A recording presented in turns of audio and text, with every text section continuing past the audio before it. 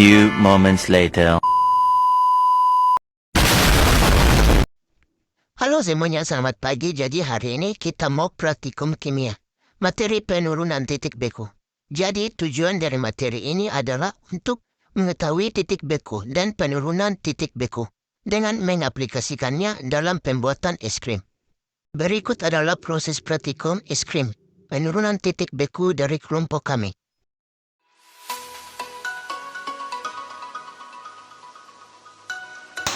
Langkah pertama dari pembuatan es puter yaitu yang pertama pecahkan es batu dan letakkan di baskom atau sekeliling kaleng. Yaitu tuang susu cair pada kaleng, setelah dituang pada kaleng larutan akan membeku temperatur yang lebih rendah. Jadi penambahan zat terlarut akan menyebabkan titik beku larutan semakin rendah. Dan di sini kami menambahkan coklat bubuk dan dicampur dengan susu Frisian Flake coklat. Lalu diaduk sampai larut dan di sini kami menambahkan air secukupnya. Di sini kami memakai topping goryeo sesuai selera teman-teman. Kemudian yang terakhir taburkan garam menyelimuti kaleng. Tujuan menambahkan garam ke es batu itu ialah untuk menurunkan titik bekunya. Putar kaleng sampai sesuai beku. Pengguncangan bertujuan untuk memperkecil ukuran kristal es yang terbentuk agar es krim semakin lembut dan menghasilkan busa yang seragam atau mungkin.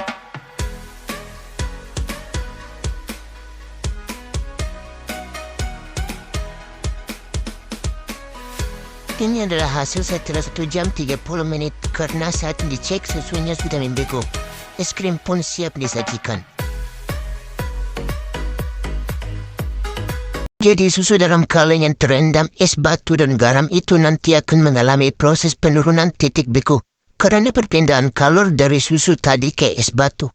Air dan garam temperatur normal dari es batu ini 0 derajat sedangkan untuk membekukan es krim membutuhkan lebih kecil dari temperatur tersebut kurang lebih -3 derajat. Jadi kesimpulan yang dapat kami peroleh adalah yang pertama sifat koligatif larutan adalah sifat larutan yang hanya bergantung pada jumlah partikel zat terlarut dalam larutan. Yang kedua sifat koligatif larutan meliputi penurunan tekanan uap jenuh, kenaikan titik didih, penurunan titik beku dan tekanan osmosis. Yang ketiga penurunan titik beku adalah perbedaan titik beku akibat partikel zat terlarut. Yang keempat pembuatan es krim dengan cairan air dan es dapat dilakukan dengan penambahan garam sebagai penurunan titik beku larutan sehingga terjadi proses pemindahan kalor dari adonan es krim ke campuran es batu, air dan garam.